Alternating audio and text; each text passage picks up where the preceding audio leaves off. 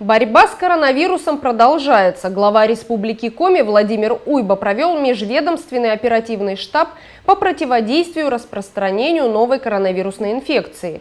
На данный момент в регионе привились от ковида почти 87 тысяч человек. Завершили вакцинацию 63 585 жителей Коми.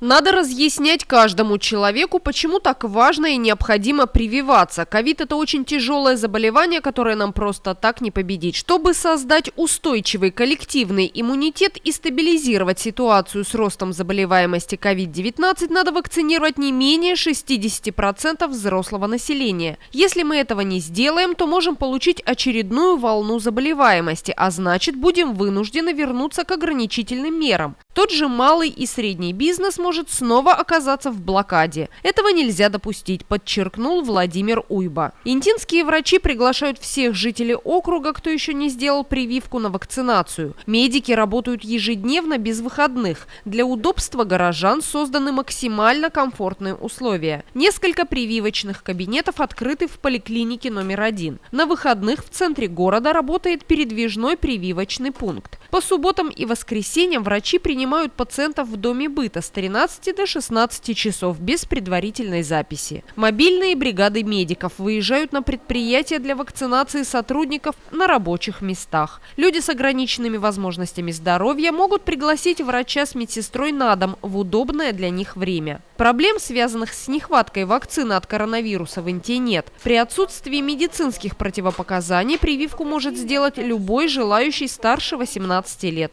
Также специалисты напоминают о необходимости носить маски, перчатки и соблюдать социальную дистанцию в общественных местах. Пренебрегать мерами предосторожности нельзя.